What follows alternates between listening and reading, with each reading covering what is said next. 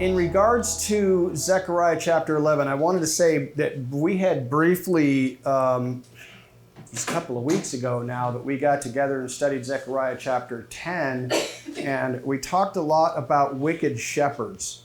And that was quite fascinating. And also, I want to give you a heads up that I had a couple of two or three fascinating conversations with my wife about some things that I intend to discuss next week for our midrash. Is it our midrash? Or, no, it's not quite the midrash, is it? Yeah. Is it going to be midrash next time? Is that the first Friday of August? Yeah, because it's the second. Good. Awesome. Then that means that next time we get together, we're going to be taking a look at doing a midrash, and I have a topic that I would love to discuss with you, and I will give you more information about that, but it's kind of related to the whole idea of shepherds. And in chapter 10 of Zechariah, we talked about the evil shepherds, and this time we've got more about shepherds, but it's a little different. It's a little different, and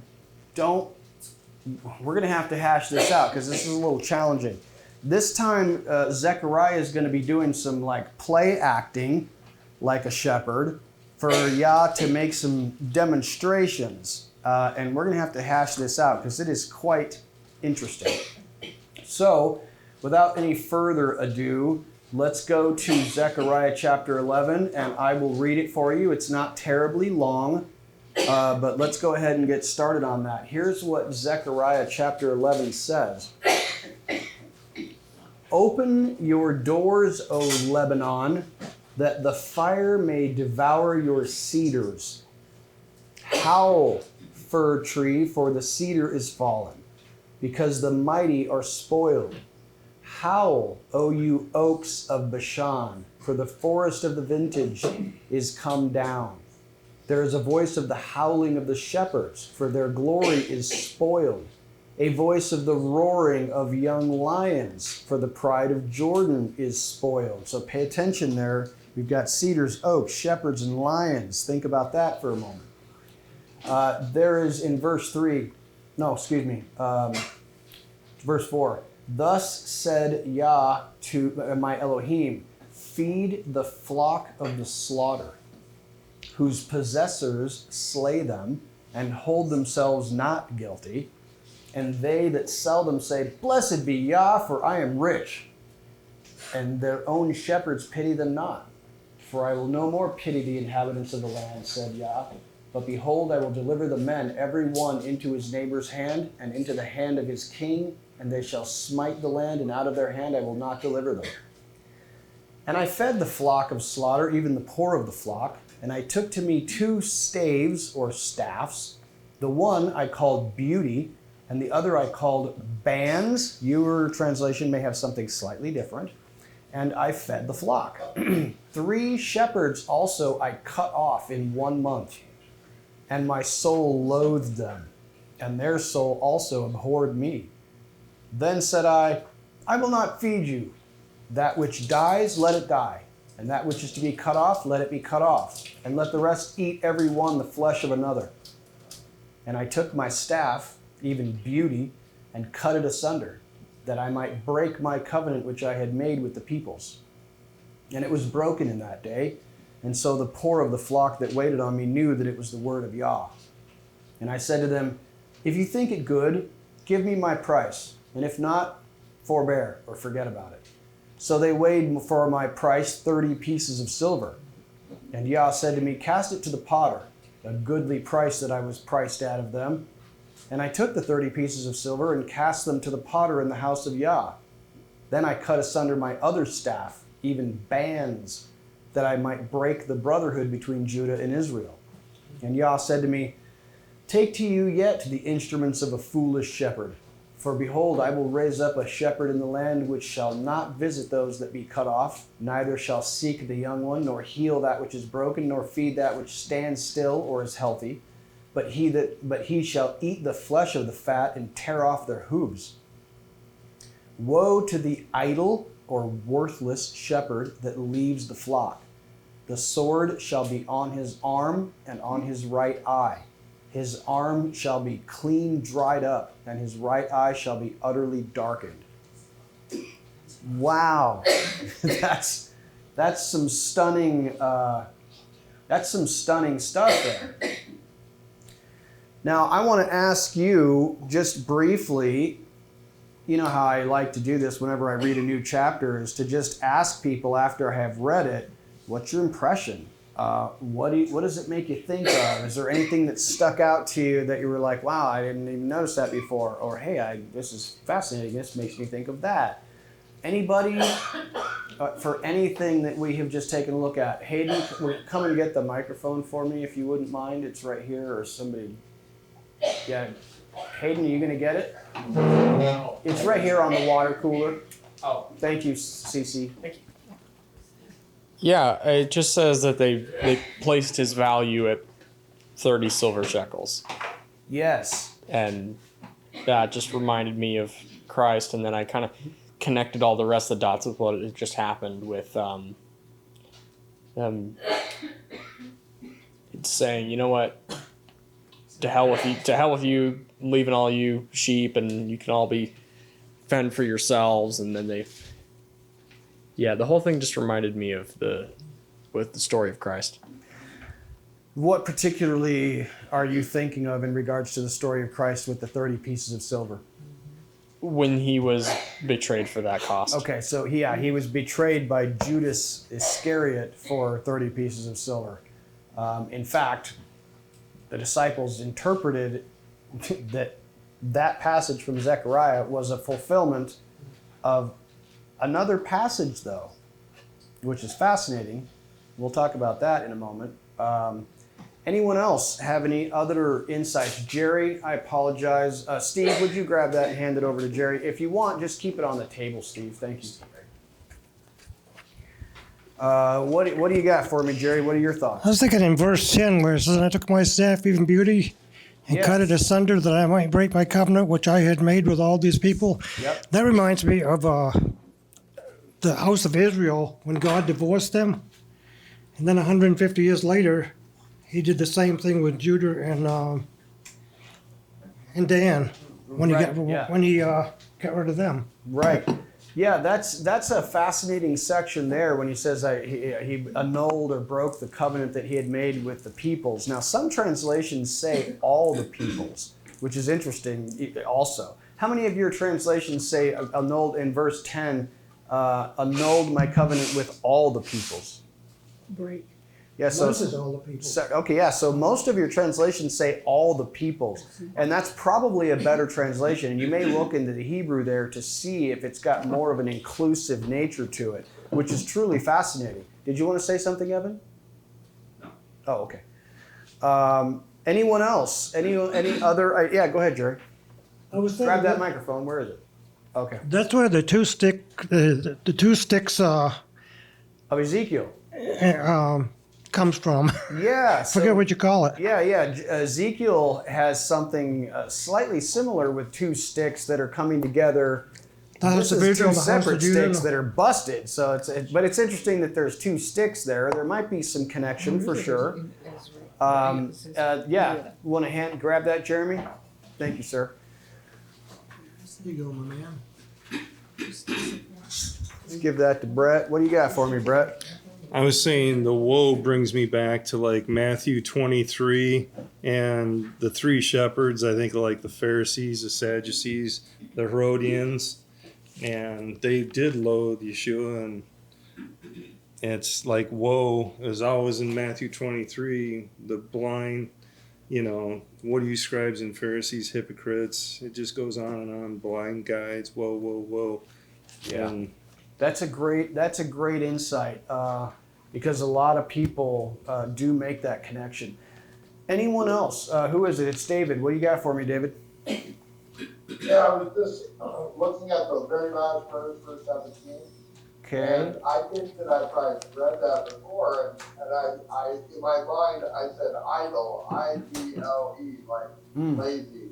Right. But it's not. It's idle, like I-D-O-L. Right. It's not idle as in lazy. Yeah.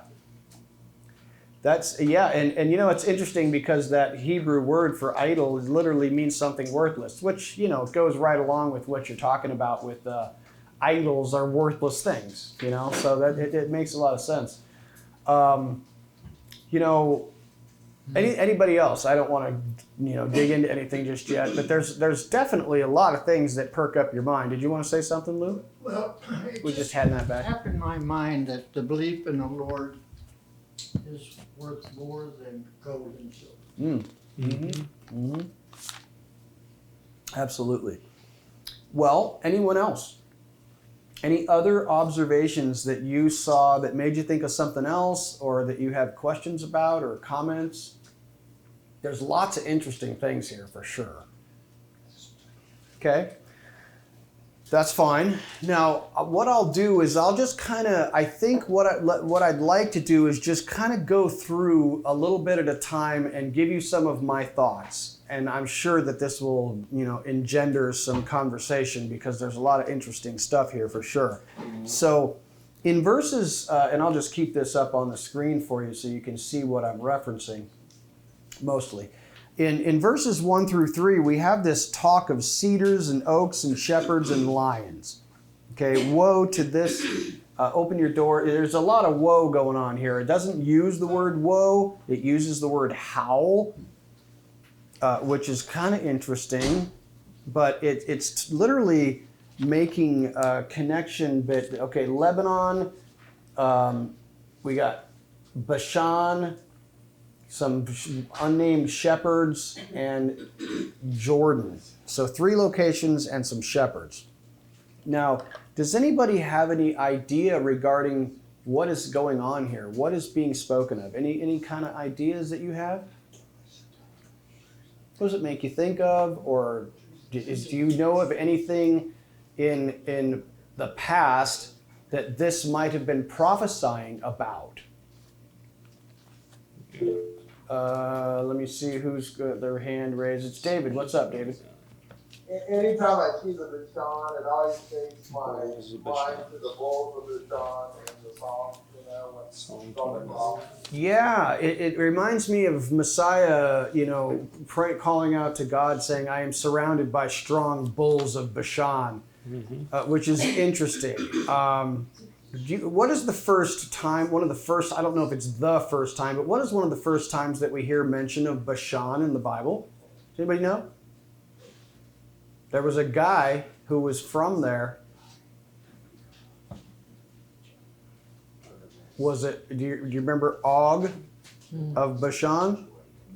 That was one of the first peoples that the Israelites destroyed when they went into the Promised Land. Og of Bashan. He was a giant. It's interesting. Now, you know that if you've looked at any, in anticipation of this study, looked at any like Christian commentaries or even Jewish commentaries, they all agree upon what this is all about. This is prophesying great destruction for the people of Israel. Now, I think that's fairly easy to see.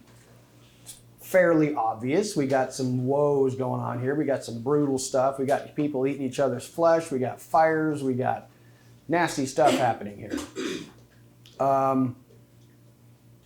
Like I said, Christian commentators, they're all over this, saying, yeah, this is about the destruction of the Jews. And most of them say this is the destruction of the Jews that is prophesied because they rejected Messiah.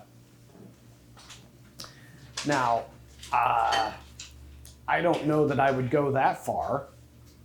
Rejecting Messiah is one thing that is certainly not good, but they have been subject to destruction on several occasions before Messiah even showed up on the planet. So the question is, to which destruction are we referring? Because not too long from when Zechariah makes this prophecy, the Greeks take over. Right? It's not too long.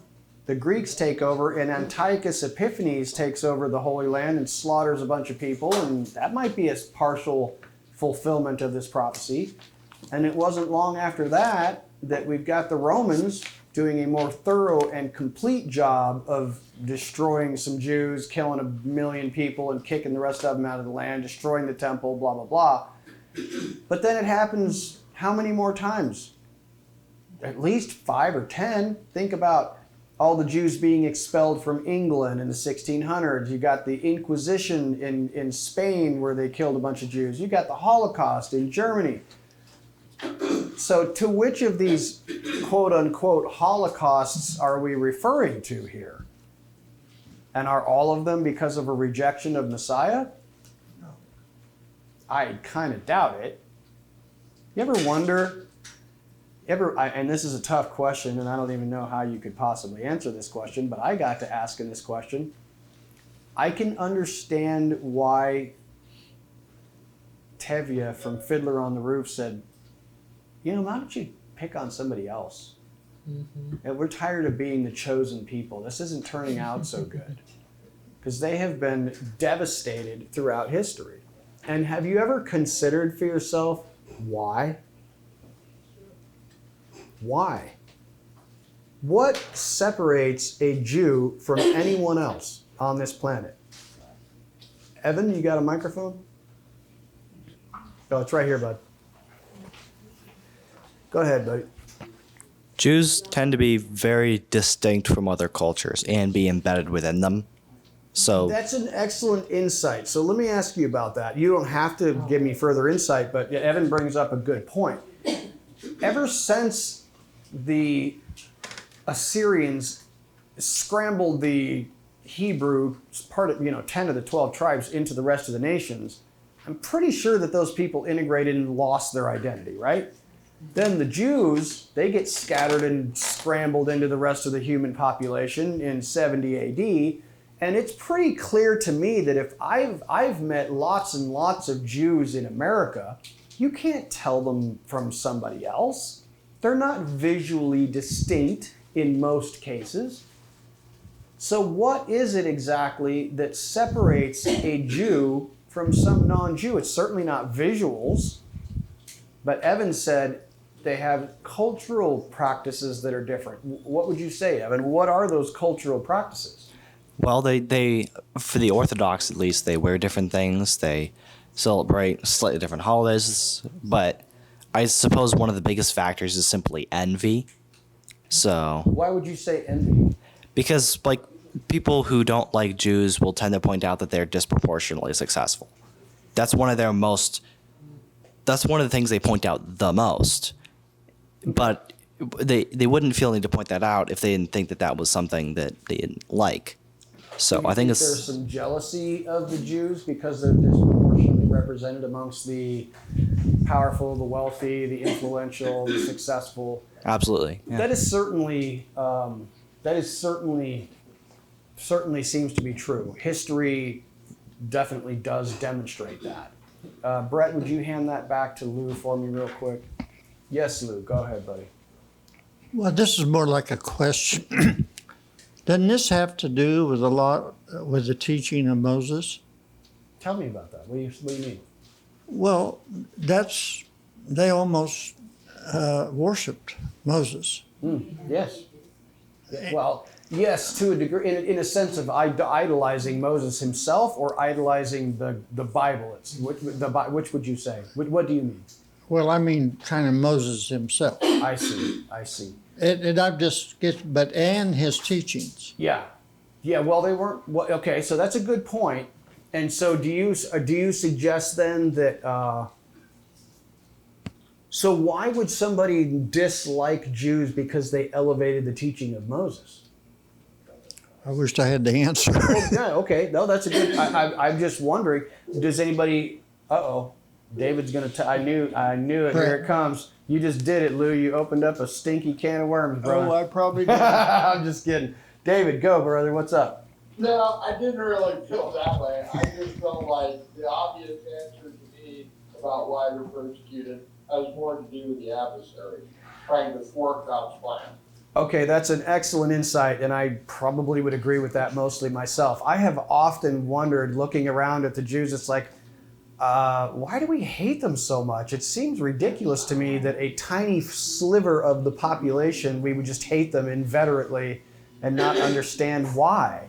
It's spiritually driven. It's not, yes, Evan pointed out yes, they are disproportionately represented amongst some of powerful people or whatever, but I don't think that explains it all. Coming back to you, Lou. Hold. You got a microphone? Hand Lou that microphone. 1 second. Mike, you're up next, brother. I'm coming back to you, Lou. It's sister. Sister, sorry. Sister Tracy, what's up? There's a couple things that come to mind.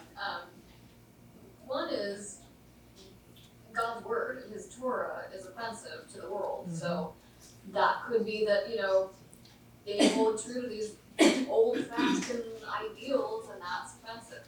Yep. The other thing is looking at the land and looking at the people who are jealous because they feel like, oh, you're entitled. You think you're better than me. And it's the Korah mentality. Mm-hmm. It's like, oh, God put you in this position, and now you think you're high and mighty. And so that's a jealousy thing. Yeah, absolutely. Okay, thank you, Tracy. Lou? Well, most of the people way back were governed by kings.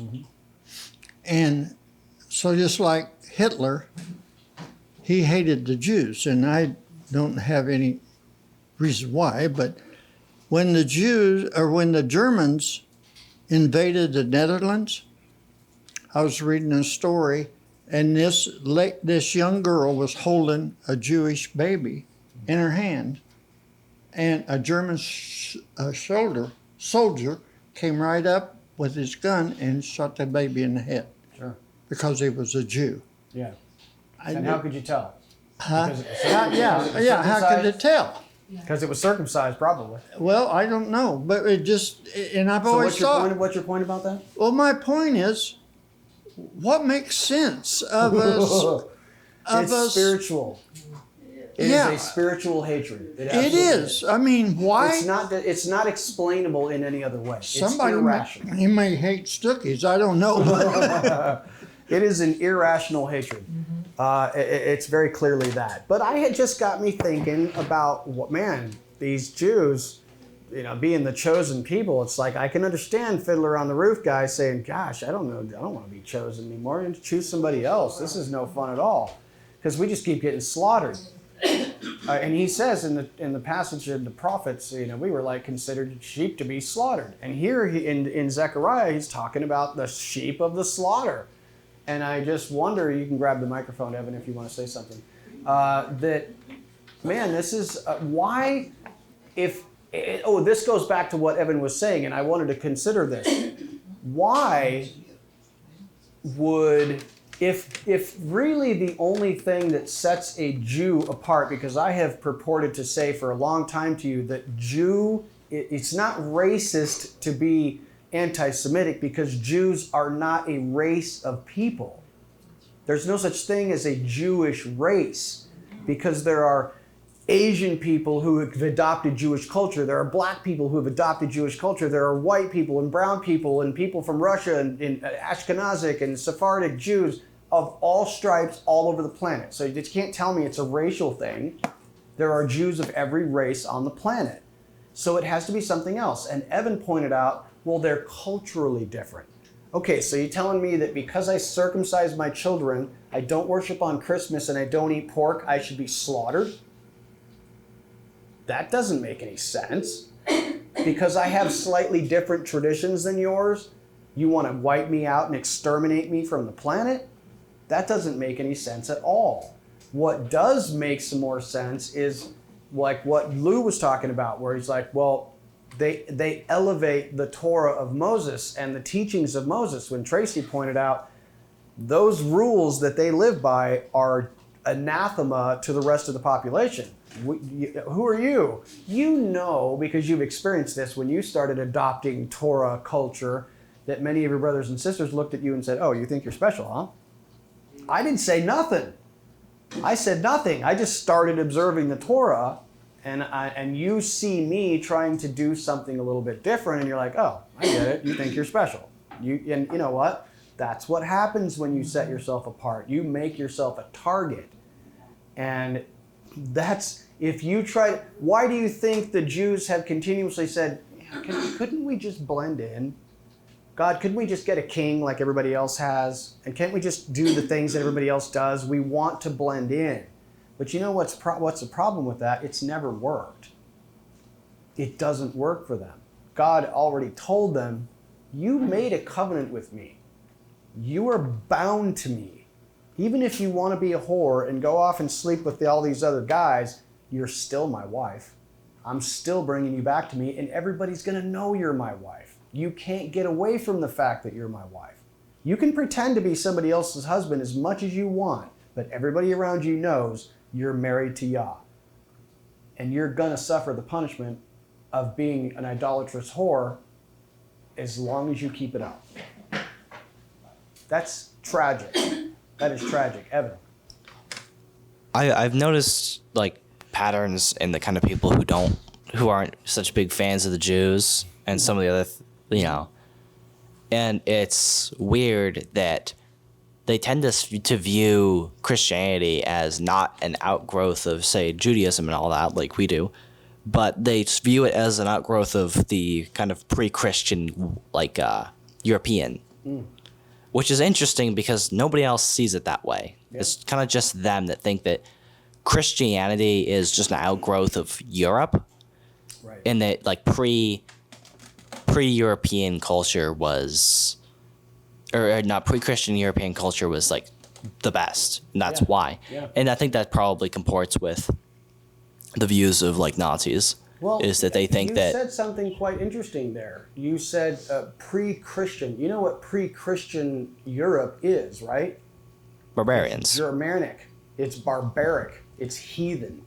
And you know what's interesting is you take what, unfortunately, Christianity got leavened, and unfortunately, when the Christians kind of adopted some of this pagan stuff and mixed it in with their Christianity, now the Jews, to them, seem really strange and very alien, because you take a totally Jewish religion with a totally Jewish Messiah, totally adherent to the Torah of Moses, but with a spiritual aspect, and you then distribute it out into the rest of the world, and the Christians do exactly what the Jews always did, mix some stuff in, and suddenly all the Christians are looking at the Jews going, we have nothing in common with you. And you know what? It's most often been the Christians who have persecuted the Jews because, like Lou said, well, they elevate the Torah of Moses, and that seems foreign to us. Isn't that tragic? Isn't that tragic that the Word of God and the Torah of Moses seems so foreign to us that we're willing to destroy and try to kill our Jewish brothers and sisters because they are trying to observe the Torah of Moses? And it seems foreign to us. What a tragedy. What a tragedy. But it's just like any family story, right? Where families just can't quite get along. Did you want to say something else? I need to go to Dave. Yeah, it's kind of, I think it might also be correlated with like Catholic, Orthodox, more those kinds of denominations rather than other ones. Mm-hmm. Like those tend to be more, people who are neo-Nazis tend to identify with Catholic or Orthodox more often than other denominations. That's probably true, yeah. Because it has more of that pre-European fluff that they thought was kind of corrupted by a Jewish ethic coming in. Yeah, I agree. Understood. Good insight. David, I apologize. Go ahead, buddy. I was kind of following on to something you said, Alan, which was kind of a family feud thing. But from a Jewish perspective, there's this notion of a Yaqid son. Like Cain kills Abel. Ishmael is the firstborn, but it's Isaac getting the inheritance. It's Esau is the firstborn, and but it's Jacob that's getting the inheritance. There's they see themselves, by the way, as Israel is the suffering servant. Mm-hmm. Right? They collectively see themselves that way. Right. Yep. Yeah. No. Absolutely. So I think this is terribly unfortunate, but like most commentators, as I said, including Hebrew ones and Christian ones, interpret all of these verses as to refer to the destruction of the nation. And that has been throughout history.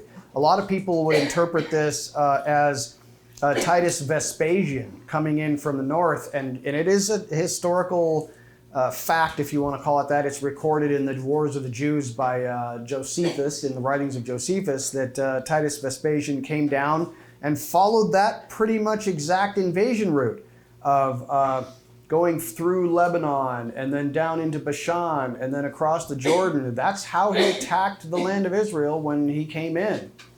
So that's interesting. That's interesting. And the Jews have also interpreted the cedars, the oaks, the shepherds, and the lions as being symbolic of different various leadership types in the land of Israel. As Brett was mentioning a moment ago, we got, Sadducees and Pharisees and scribes and, stuff like that is perhaps indicated as cedars and oaks and shepherds and lions. No question about that. That's a possibility. So running through the narrative with you briefly, what's interesting to me is that we have the shepherd of the flock. He is told, Zechariah is told by Yah to shepherd the flock. Okay, who's shepherds don't care about them and blah blah blah blah blah. So going through here, they're guilty and they say, "Blessed be Yah, for I am rich." So we got some fascinating passages here that seem to suggest pretty clearly that Zechariah is given the task of shepherding this poor flock of sheep. And this flock, here's how Yah characterizes this flock: as their possessors slaying them, feeling no shame for their abuse of this flock. They praise Yah for their ill-gotten rewards of abusing this flock. The shepherds feel no pity for this abused flock. So Yah gives a fairly interesting description of these shepherds. Yah says himself that he's no longer going to have pity on this flock, and he will deliver them unto another. He will deliver them unto one another. He will deliver them into the hand, each one of his king. These kings will smite the land, and Yah will not deliver them out of the hand of these kings. That certainly does seem like particularly the Roman invasion and Roman destruction of the Jews. It does seem very closely tied together. Now, this is where it gets kind of interesting. Zechariah interjects into the narrative and says, "So I fed the flock." So we have two separate occasions here where Yah says, "Do something," and pretend to be a shepherd. And he says, "So I fed the flock." And then a bunch of stuff happens, and then he says, "Now do it again." So there's two separate instances of play acting, so to speak, of Zechariah pretending to be a shepherd. Now pay attention to what Zechariah does. He says he fed the flock, even the poor. He names two staffs, beauty and constraint. I would encourage you to look a little deeper into that second word, constraint. Beauty, comeliness, graciousness is the first one. The second one, constraint or bands, that can mean a lot of different things. And that word can also mean by birth constrictions, birth pains. Fascinating. So take a look at that a little bit further. Puzzling to me is three shepherds he cut off. They loathed each other. His soul loathed them. And he loathed them. They began to hate each other or whatever. Three shepherds they cut off. This is verse 8. In 1 month. And my soul loathed them. And their soul also abhorred me. I was looking at this and thinking, 3 shepherds cut off. Does that remind you of anything else? Brett mentioned previously that he kind of looked at maybe the 3 shepherds as maybe the scribes and the Pharisees and stuff like that. That is certainly possible. Did it make you think of anything else when he says 3 shepherds were cut off in 1 month? No one? I'll give you a hint of what it made me think about. And it's in the book of Daniel. 3 somethings.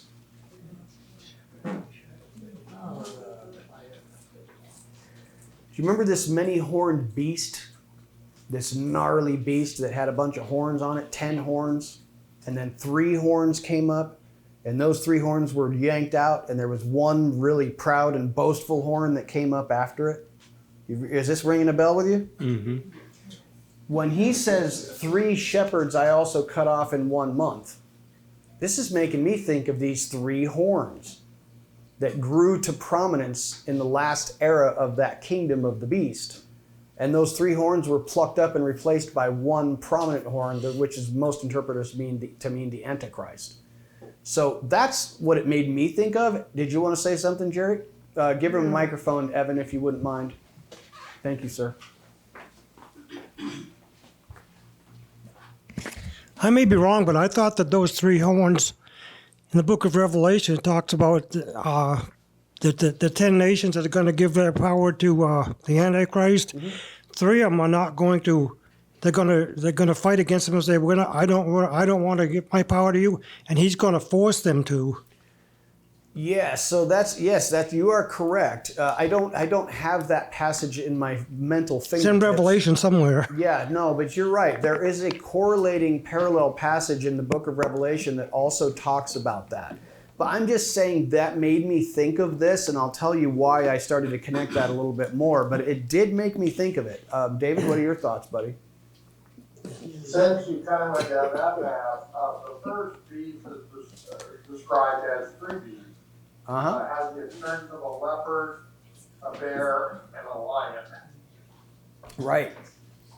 So, that's a three also, I suppose. Yep. I'm not sure that that's the correct interpretation. I don't either, and I'm not suggesting necessarily that my idea is somehow some kind of correct interpretation. I'm simply saying that when he says 3 shepherds I cut off in 1 month, it made me think of that. And I'll tell you why it made me think of that, and I kind of tied it in with something else that kind of strengthened the position in my mind, although I am by no means holding on to that idea that this is Daniel's revelation or something. I just wanted to bring that to your attention. So he says in his play acting as a shepherd that he cut off these 3 shepherds. He then declares that he will no longer feed them, and that some are going to die, some are going to be cut off, and some eat the flesh of another. Does that remind you of anything? Where have you heard that before? The horseman. David was talking about the lion, the bear, and the a lion. What did you? A leopard. Yeah, sorry. Okay, so just in case you guys didn't know this, the coat of arms of Prince Charles. Oh, good Lord. She's going for Prince Charles. No, they have to. I'm just saying. No, I know. Yeah, the coat of arms of Prince Charles has these things. No, I know. There are a lot of people who think that Prince Charles is the Antichrist. No, I don't think that. And that's cool if you think that. That's totally fine. No, I know. I'm just kidding. So what's fascinating here is he says, I'm no longer going to feed you. And some are to die, and some are to be cut off, and some are to eat the flesh of each other. Now, where have we heard something similar to that? That's also in the book of Revelation. What is to die is to die. Some will go into captivity, and some will escape. Do you remember this? This is like almost like that. Remember who was the prophet who had the pieces of hair and he broke it up into 3 different segments? It's exactly the same thing. Exactly the same thing, where it's almost like Yah is taking the population of his people and saying, okay, this third is going to go to death, this third is going to be in captivity, and this third is going to escape. The exact same thing. I think it was Jeremiah or Ezekiel who cut some hair and put it into 3 pieces and tied it up in. It sounds very, very interesting, doesn't it? It made me think of that again. So then he breaks his beauty staff, the first of the staffs. Now this annuls the covenant with the peoples, or most translations say with all the peoples. Now when did Yah make a covenant with all the peoples, if you interpret it that way? Or the peoples? Do you think he's talking about Judah and Israel here?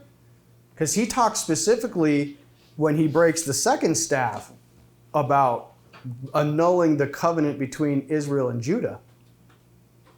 That's a little separate.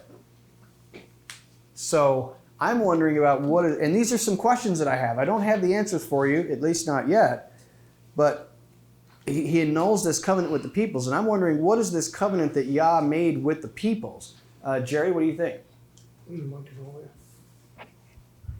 I think back in the book of Exodus, when Moses went out and he took his hyssop branch and he killed a couple of calves or whatever, and he took the thing and he put it in the blood, and he sprinkled the blood all over the people. Yeah. The people of Israel?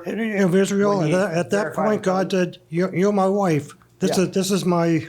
So you take this to be specific to Israel and not broader to... Just Israel. Okay, I got you. Does anyone think that this might be more broad than just Israel? That this might encompass more people?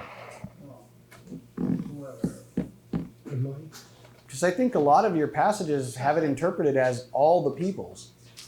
So I'm just wondering if that's true, then when did he make this covenant with all the peoples? Gracie and then Tracy. Or maybe it's Tracy, maybe it's I don't Mike. know when he would have done it, but my question is it have to be doing with being grafted in? Like when we accept Jesus? Yeah, that's an interesting start idea. following Sure. the Torah and stuff? Would it be like that? So that's a good insight. If you take that and you extrapolate that to this covenant being expanded to incorporate all these grafted in peoples of the nations, that's certainly an interesting concept. You could also look at the covenant that he made with Noah.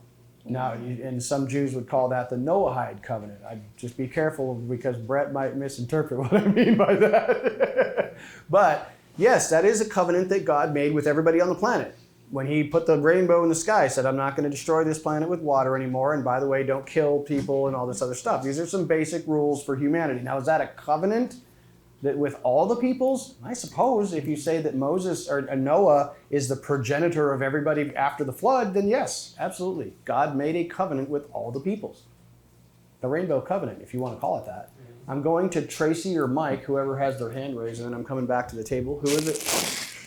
You know it's me. It's Tracy. Yeah, Mike. I can't get Mike to talk. I was just thinking about how, Israel became lost. They became devoured by the nations. They became the nation. Yeah. So there's this idea too that, they became the fullness of the Gentiles. So there's that possibility that Israel is these people like Christians and people coming into the faith that don't know who they are. They're far off. And this is like what I think Paul's talking about in Ephesians when he's talking about you being afar off and being brought near, and Messiah breaking down this middle wall of partition between us. Right. That he can make the two one again. And this goes back to Ezekiel 37, the two sticks becoming one again. So, I mean, there's that concept, I guess, to think about. Yeah. And he's this kindness is the covenant that's being broken. And the other thing, union is the brotherhood that's being broken. And those are the things that Messiah came to restore. Right. This is the new covenant that I make in my blood. And he's coming to bring those two sticks back together again and make the two as one. So, Right. I don't know.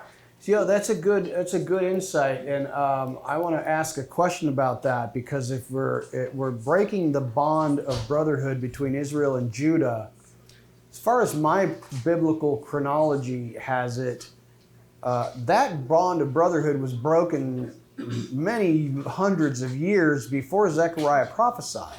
And frankly, those peoples have not really been joined back together unless you interpret this as a two houses kind of thing where the scattered of Israel awoke and came back to the covenant, but they're actually Christians.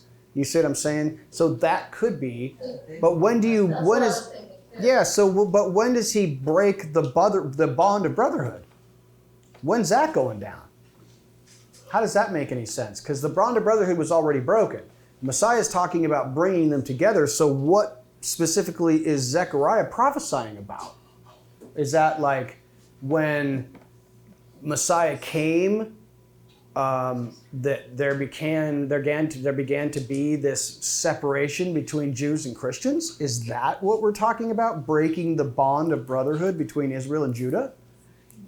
I don't know. I'm puzzled by that. I don't know exactly how you break the bond of brotherhood between Israel and Judah. Chronologically, it doesn't make any sense because they had already been separated for a long time, and Christ is bringing them together.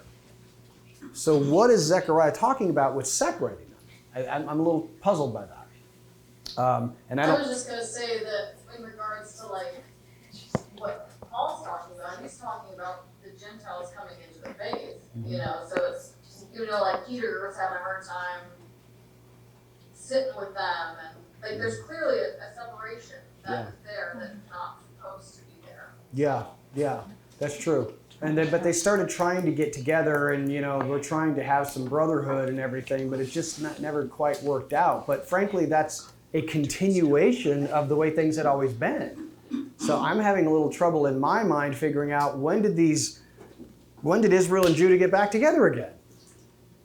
Unless you consider for a moment that right now, do you think that Christians are generally on the side of Israel?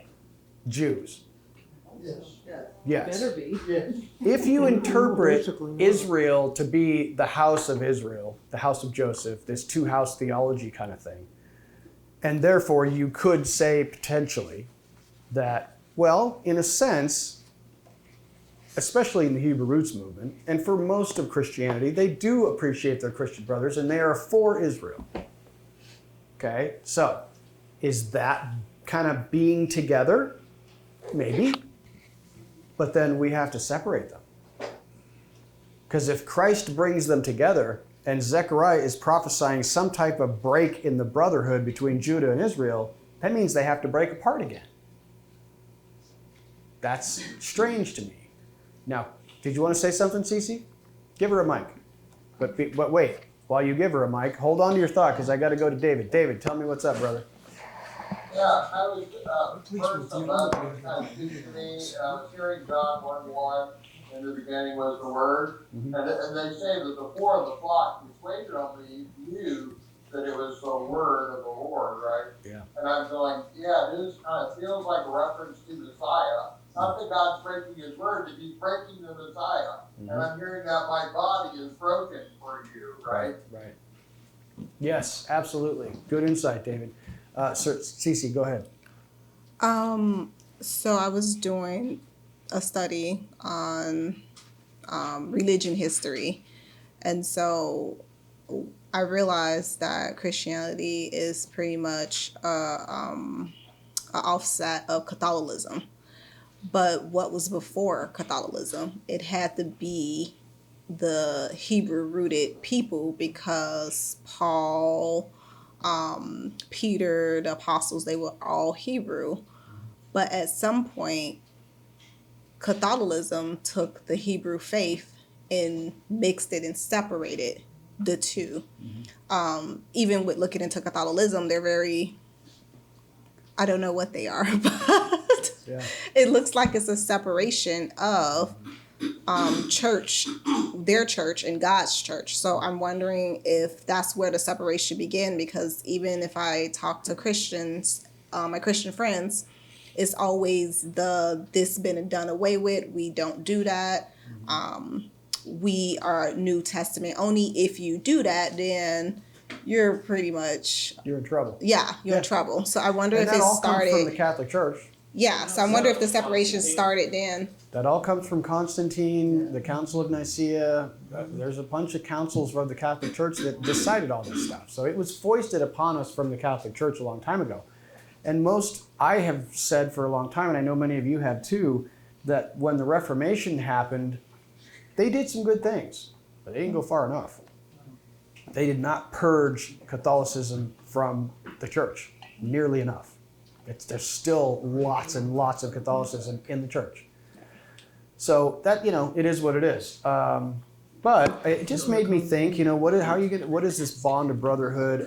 But here's something interesting. Remember I mentioned previously that we have two kind of play acting sections where Zechariah is taking up the tools of a shepherd and then he does it again. Now, a lot of people say that Zechariah is giving you a picture of Messiah being the good shepherd. And especially, of course, I can see why they would say that, because they're seeing this shepherd, Zechariah, pretending to be a shepherd, and then he says, "Where's my pay?" And they give him 30 pieces of silver. And he throws them to the potter, and that's exactly what happened with Yeshua and it's Judas Iscariot. So they think the first time is a picture of Jesus. And I look at what he did. That's why I actually asked you to pay close attention to what exactly Zechariah did when he was play acting as a shepherd. And I got to tell you, what he did does not remind me of Christ.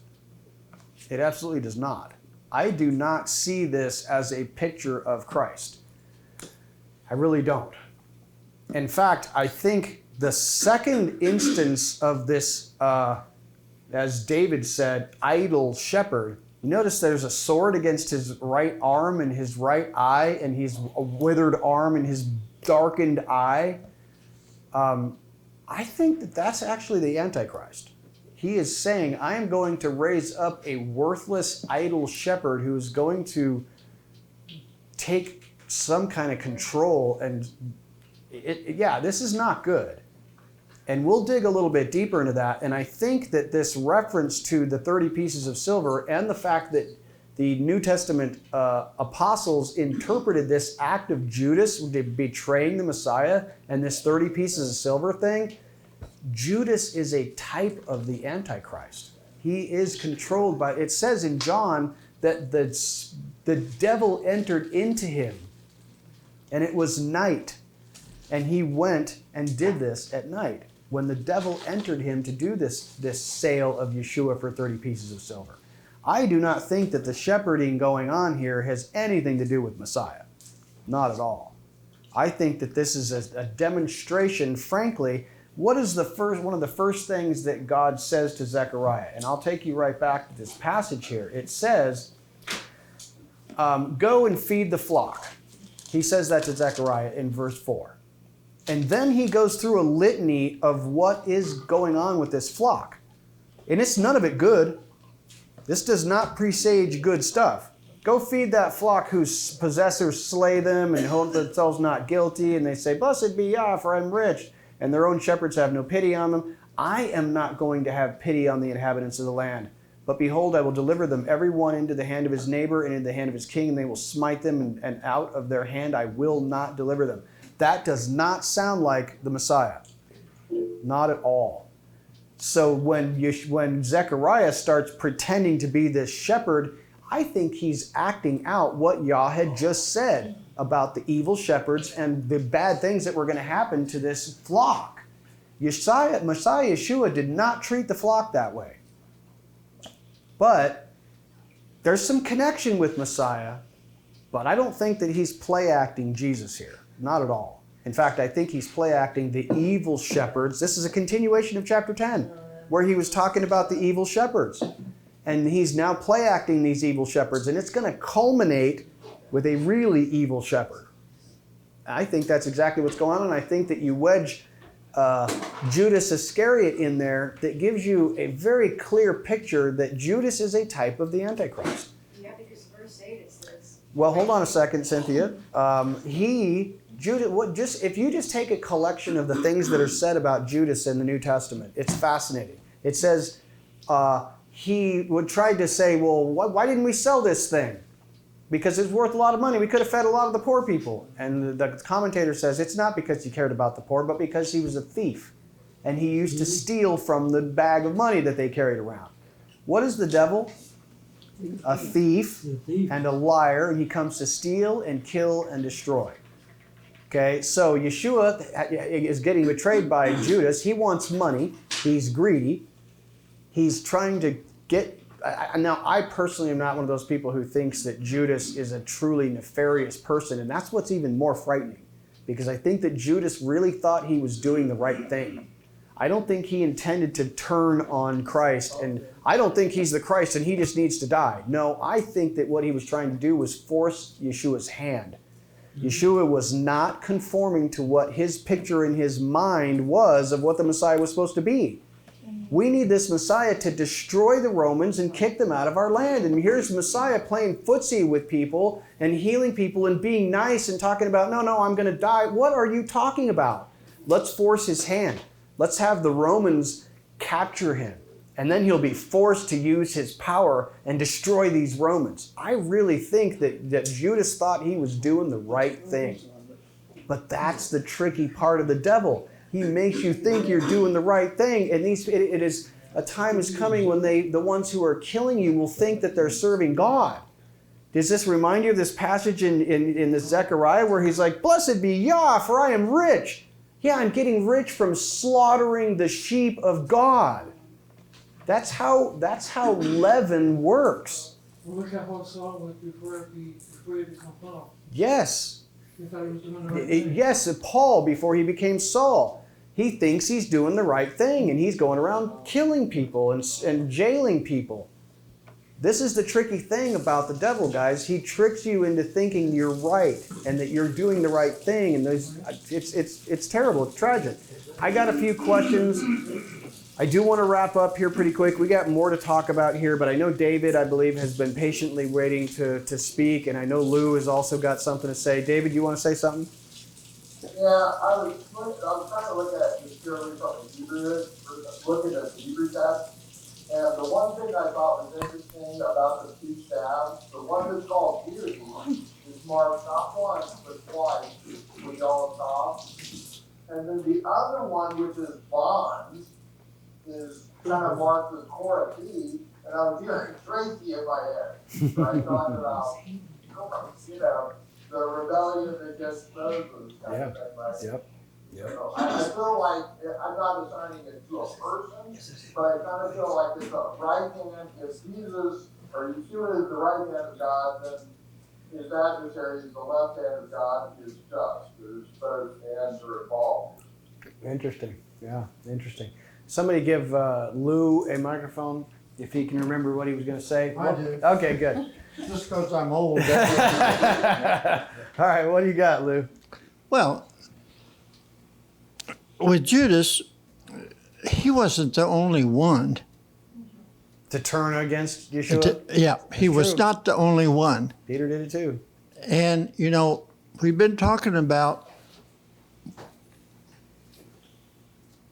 it's who you run with. You better be careful who you run with. And you better be careful who you marry. Yeah, very much true. Because there needs to be two believers that get along, that survive, not get along. I think Because that's increasingly important, yeah. Yeah, marriage is work. And I don't know why I got to that, but but what I'm saying is it's just like now. People, the people that are writing and everything, somebody starts that. Then somebody takes it up. And then somebody else is a little more leader. And then somebody else goes further. Well, the same way with Judas. He probably heard. And then, heck, I've been stealing, so. Seeds and ideas plant themselves like Yep. that. Yeah, that's a good point. That's an absolutely good point. Steve, you can set that on the table. I'm going to wrap up because I know it's late on the East Coast and for some of you out there in internet land, but I really appreciate your patience. This is a fascinating section, and you guys realize we're coming closer to the end of the book of Zechariah. There's only 14 chapters here, so we got 3 more to go. Begin to think about what we might like to study next. We will see. But next time we get together, we're going to do our midrash, as I said, and we're going to talk about this idea of a shepherd. And here's what I want you to consider as we wrap up and we start to think about what we're going to discuss next time. You ever heard the expression a sub-shepherd? A sub-shepherd. Who is the shepherd of the church? Well, it's Christ. It's Messiah. But I would be like a sub-shepherd, right? I'm working for Messiah, trying to shepherd you guys, trying to feed you guys. You are individually feeding other people, maybe even each other sometimes. But consider what it means to be a shepherd and how you yourself are called to be a shepherd. Every single one of you. Yes, Messiah Yeshua is the shepherd. He's the chief shepherd. But each of us has a duty as a shepherd to one another. Some of us have larger groups of sheep to feed, and some of us have smaller groups of sheep to feed. If you're a mom with a couple of kids, you got 2 sheep to feed. I got a slightly larger group. Everybody's got their sheep that need feeding. But we'll talk more about that because it gets quite interesting when you kind of get into the concept of your mind of what does it mean to be a shepherd yourself, and how can you, especially at the end of the age where we are now, what can I do to be a shepherd to people? What do they need? How can I help them?